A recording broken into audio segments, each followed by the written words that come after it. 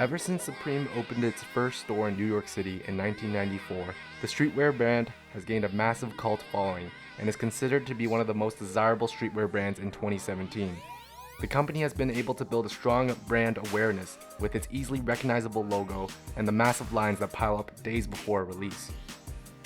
Although Supreme offers a multi-channel for their products, it has little to no effect, with items being sold out online in a matter of seconds and long lineups that start days before a release.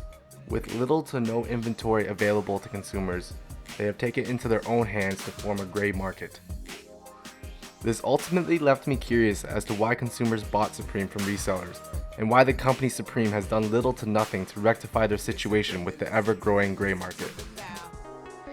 You're buying it for the culture, you're buying it like for more than just that, you're buying the brand itself and like what it has to say about maybe you as a person, because that's what like fashion is starting to do now.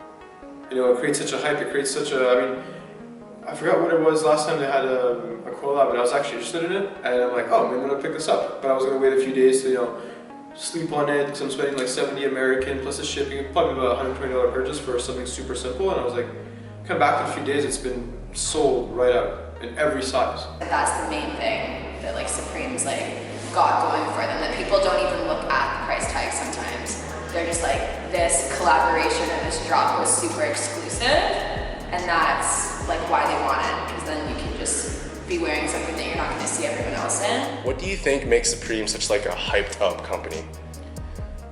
Man, well, it's a lot has to do with, definitely has to do with marketing. A lot of celebrities will wear it, and I think that's what's most important about it. And also the hype comes from the very limited amount of things you can get. Your favorite artists, you know, are wearing this, and you're like, wow, this is pretty cool, especially if there's a direct collaboration with the artist. The fact that they make so little of it, which like makes it super sick. Like any brand that has like limited quantities, like everyone wants to get their hands on. So during an interview, the founder of Supreme, James Jabbia, stated that if he knows he can sell 600 t-shirts, he'll purposely make 400 t-shirts. Why do you think he does this? Just so he could raise demand. Makes people want it more, that they can't have it, or that it's like selling out tickets to a concert. Again, pop culture, right? Like, oh man, we have to be at this place. It's part of being there, right? We have the whole social media stuff now too, so it's like, it's not just good enough for me to just, you know, put my phone in my pocket and experience it for myself, but, you know, the people around me have to know that I'm also part of that. So my next question for you is, are you aware of people reselling products? Yeah, for sure. I feel like that's how most people get their stuff. And what is your opinion on these resellers? I mean, do it up. Some people don't know like when the drops happen, because it happens like at such a specific time. You know, they'll buy the exclusive stuff, they'll sit on it for a while, then they'll sell it at some ridiculous upsale price. I don't mind it.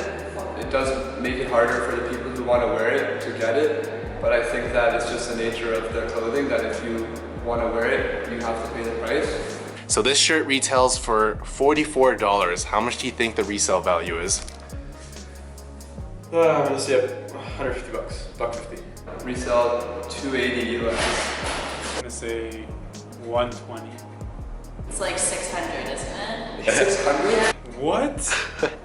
Wow. What? The Supreme dog bowl that retails for $38. Is this real? Say like 90. They really just do it with everything, don't they? $400. Like 150. Like maybe 120 bucks. No, 330. $330. What? Oh my god. Jesus, bro. So do you think the company Supreme enjoys people reselling their clothing at that high of a price? I could see that being a good thing for Supreme, because it makes their brand even more famous, because more people are talking about it. There's obviously some negative aspects to it, but at the same time, it's free advertising. I mean, they're not making the money off of the resale, right? They're making the money off of the first drops, but it gets the name out there and it increases almost like the value of their brand for people that are gonna pay that price. I don't think they like the resellers per se, but I think they probably would appreciate what it does for the brand, in the sense that every Thursday when the stuff comes out, someone will buy it. Last question is, have you ever resold anything from Supreme? Nah, I haven't. I know people that have, I know people that have bought it, but I haven't. No. 2 or 3 items that I own, I keep them and I wear them regularly. So, and I bought them at regular price. I never bought it just to sell it right away. No, but now that I see it, I definitely would consider it.